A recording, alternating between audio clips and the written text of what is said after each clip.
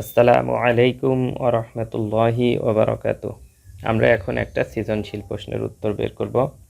জাবিদ অতিক্রান্ত মোট পথের 3/10 অংশ রিকশায়, 2/5 অংশ সাইকেলে, 1/5 অংশ হেঁটে এবং অবশিষ্ট 2 কিলোমিটার পথ ঘোড়ার গাড়িতে গেল। রিকশায় এবং সাইকেলে প্রতি কিলোমিটার পথ যেতে গড়ে 5 মিনিট সময় লাগে। রিকশায় এবং সাইকেলে তাদেরকে গড়ে যেতে প্রতি কিলোমিটার সময় লাগছে 5 মিনিট করে। ক নাম্বার প্রশ্নের উত্তর বের করতে হবে। 3/10, 2/5, 1/5কে মানের ঊর্ধ্বক্রমে সাজাইতে হবে, অর্থাৎ ছোট থেকে বড়তে সাজাইতে হবে। তারপরে খ নাম্বার অতিক্রান্ত মোট পথের দূরত্ব নির্ণয় করো। অতিক্রান্ত মোট পথের আমাদের দূরত্ব বের করতে হবে যে কত কিলোমিটার। তারপরে জাবিদ রিকশায় এবং সাইকেলে মোট কত সময় ব্যয় করে সেটাও আমাদেরকে বের করতে হবে। তাহলে দেখো, প্রথমে আমরা ক নম্বর থেকে শুরু করি। প্রথমে আমাদেরকে মানের ঊর্ধ্বক্রম অর্থাৎ ছোট থেকে বড় সাজাইতে হবে। সব হরগুলো এক না, তাহলে আমাদের সব যদি আমরা সমহরে রূপান্তর করি অর্থাৎ একই রকম হরে রূপান্তর করি তাহলে আমাদের অঙ্কটা করতে সুবিধা হবে। তাহলে সমহরে আমরা কিভাবে রূপান্তর করব? এখানে 1/5 দেওয়া আছে, এখানে দেওয়া আছে 3/10, তাহলে 2 দিয়ে ভাগ করলে আমরা নিচে 5 পাবো। তাহলে উপরেও আমাদেরকে 2 দিয়ে ভাগ করতে হবে। 3কে 2 দিয়ে ভাগ করলে আমরা জানি 1.1 হয়, 1.5 হয়। আর এখানে আছে 2/5, তাহলে ছোট থেকে আমাদেরকে বড়তে সাজাইতে হবে। তাহলে দেখো 1/5 এটা হচ্ছে সবচেয়ে ছোট, তার চেয়ে ছোট হচ্ছে 1/5/5 যেটা এটাই, তারপরে তার চেয়ে বড় হচ্ছে 2/5। তাই আমি এটাকে তোমাদের বোঝার সুবিধার্থে আগের থেকেই লিখে রেখেছি। এবার খ নম্বর দেখো, অতিক্রান্ত মোট পথের দূরত্ব বের করতে হবে। আমরা যদি মোট পথকে 1 অংশ ধরে নিই, মোট দূরত্ব হচ্ছে 1 অংশ। আর জাবিদ অতিক্রম করেছে যত অংশ সেটা আমরা একটু বের করি, কারণ আমাদের বাকি পথ ঘোড়ার গাড়িতে যে গেল সেটা আমাদেরকে কিলোমিটারে হিসাব করতে হবে। তাই আমরা অতিক্রান্ত দূরত্বটা যদি বের করি তাহলে আমাদের সুবিধা হবে। দেখো, এখানে অতিক্রান্ত দূরত্ব প্রথমে রিকশা, তারপর সাইকেল, তারপরে পায়ে হেঁটে। তাহলে এটাকে যদি লসাগু করি সর্বোচ্চ সংখ্যা হচ্ছে 10। 10কে সবগুলো দিয়েই ভাগ করা যায়, তাহলে 10 লসাগু। 10কে 10 দিয়ে ভাগ করলে 1, তাহলে 3 পাবো। এখানে 5 দিয়ে 10কে ভাগ করলে 2, 2 দুগুণে 4। আর এখানে যোগ দিয়ে 10কে 5 দিয়ে ভাগ করলে 2, 2কে 1 দিয়ে গুণ করলে 2 পাবো, এত অংশ। তাহলে আমরা কি পাবো? 4, 2 আর 4 6 আর 3 9, আর নিচে পাবো 10 অংশ। তাহলে বাকি পথ সে গেল কোথায়? ঘোড়ার গাড়িতে। ঘোড়ার গাড়িতে গেল, তাহলে আমরা বের করি ঘোড়ার গাড়িতে গেল সমান সমান 1 অংশ থেকে আমাদের এই অংশটা বিয়োগ করতে হবে, কারণ বাকি পথ সে গেছে ঘোড়ার গাড়িতে। 9 আর নিচে 10, এত অংশ লিখব। তারপরে দেখো, এখানে লসাগু 10, তাহলে এখানে নিচে 1 আছে, 1 দিয়ে 10কে ভাগ করলে 10 হয়, 10কে আবার 1 দিয়ে গুণ করলে 10 হবে, মাইনাস এই 10 দিয়ে 10কে ভাগ করলে 1, 1কে 9 দিয়ে গুণ করলে 9, এত অংশ। তাহলে এখানে কি পাবো? 10 থেকে 9 বিয়োগ করলে 1/10 অংশ। এবং এই অংশটা যে গাড়িতে গেল এই অংশটার দূরত্ব হচ্ছে 2 কিলোমিটার। এই অংশটার দূরত্ব আমাদের বইয়ে দেওয়া আছে 2 কিলোমিটার। তাহলে এক অংশের দূরত্ব বের করলেই আমাদের মোট পথের দূরত্ব বের হয়ে যাবে। অর্থাৎ অতিক্রান্ত দূরত্ব আমাদেরকে বের করতে বলছে, মোট দূরত্ব না। আমরা তাহলে এই অংশ দিয়ে অঙ্কটা শেষ করব।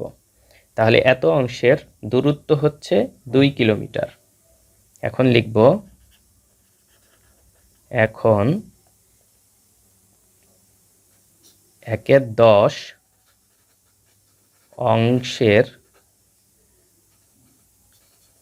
দূরত্ব সমান সমান 2 কিলোমিটার। মিটার।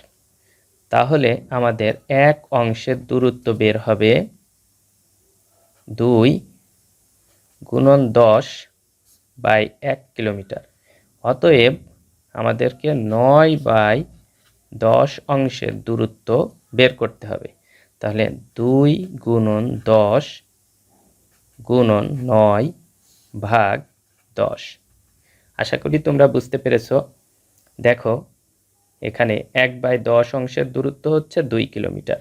তাহলে এক অংশের দূরত্ব নিশ্চয় নিচে আসবে 2/1/10। যখন এইভাবে থাকবে 2/1/10, তখন এই 10 উপরে চলে যায়, অর্থাৎ 2 গুণন 10/1, এবং সেটাই আমি লিখেছি। এরপরে দেখো 9/10, এটা এটা তখন গুণ হয়ে যাবে। যখন গুণ হয়ে যাবে তাহলে এটার সাথে 9/10 হবে, এবং সেটা আমি একবারে 2 গুণন 10 গুণন 9 লিখে নিচে 10 দিয়ে দিছি। আশা করি তোমরা বুঝতে পেরেছ। এরপরে দেখো আমরা এই 10 কেটে দিব। 9 দুগুণে আমাদের 18 কিলোমিটার হবে। এখানে আমি পাশে লিখে রাখছি 18 কিলোমিটার। এটা জাস্ট বোঝানোর জন্য বললাম, এটা বাদ। তাহলে 18 কিলোমিটার হবে খ প্রশ্নের উত্তর, অর্থাৎ অতিক্রান্ত মোট পথের দূরত্ব। এখন দেখো গ নম্বর প্রশ্নের উত্তরে আমরা আসি। তাহলে আমরা এখন লিখতে পারি রিকশায় ও সাইকেলে কত অংশ যায়। লিখে ফেলি, রিকশায় ও সাইকেলে যায় সমান সমান, আমরা জানি রিকশায় যায় হচ্ছে 3/10 অংশ, আর সাইকেলে যায় হচ্ছে 2/5 অংশ। তাহলে এটা যোগ করলে আমরা মোট অংশ পাবো রিকশা সাইকেলের। তাহলে এখানে লসাগু হবে আমাদের 10। 10কে 10 দিয়ে ভাগ করলে 1, 1কে 3 দিয়ে গুণ করলে 3, এখানে যোগ 10কে 5 দিয়ে ভাগ করলে 2, 2কে 2 দিয়ে গুণ করলে 4, এত অংশ। তাহলে 3 আর 4 7/10 অংশ। এখন দেখো আমরা কিলোমিটার বের করব, কারণ আমাদেরকে বের করতে হবে মোট সময়। এখানে দেওয়া আছে প্রতি কিলোমিটার যেতে গড়ে 5 মিনিট করে সময় লাগে। তাহলে আমাদেরকে প্রথমেই কিলোমিটারটা বের করতে হবে। তাহলে কিলোমিটার যদি আমরা বের করি, তাহলে এক অংশের আমরা জানি যে 1/10 অংশ, আগের মতো করে করব। 1/10 অংশের দূরত্ব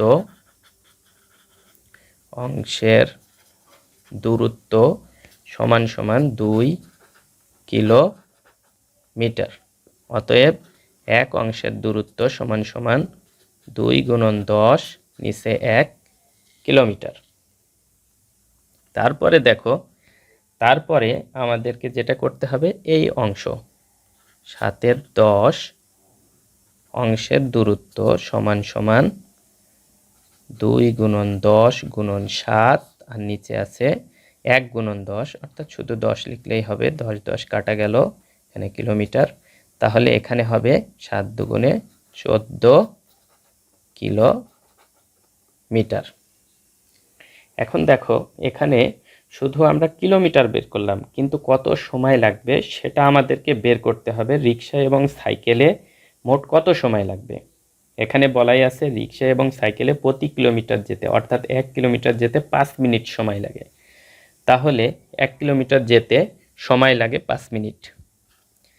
1 কিলোমিটার যেতে সময় লাগে সমান সমান আমাদের লাগে 5 মিনিট। এটা লিখে ফেললাম।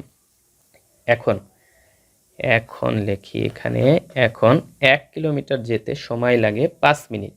তাহলে আমাদেরকে 14 কিলোমিটার বের করতে হবে। অতএব 14 কিলোমিটার যেতে সময় লাগে সমান সমান কি করতে হবে, 5 গুণন 14 মিনিট, অর্থাৎ 14-র সাথে আমাদেরকে 5 গুণ করতে হবে। আশা করি তোমরা এই গুণটা পারবা। তোমরা একটু করার চেষ্টা করো গুণটা। আমি একটু তোমাদেরকে বলবো তোমরা একটু এখানে পজ করে এই গুণটা একটু নিজে নিজে চেষ্টা করো, তারপরে উত্তরটা বের করো। আচ্ছা, আমি নিজেই করি। তাহলে 4 পাঁচা 20 শূন্য, হাতে থাকে 2, 5 একে 5, 5 আর 2 7, অর্থাৎ 70 মিনিট সময় লাগবে। তাহলে এটা বের হলো, এটা আমাদের গ এর উত্তর। আশা করি তোমরা পুরো সৃজনশীলটা বুঝতে পেরেছো। যদি বুঝতে না পারো তাহলে অবশ্যই কমেন্ট সেকশনে আমাকে জানাবে, এবং কোনো জায়গায় যদি তোমাদের বুঝতে অসুবিধা হয় সেটাও আমাদেরকে জানাইতে পারো।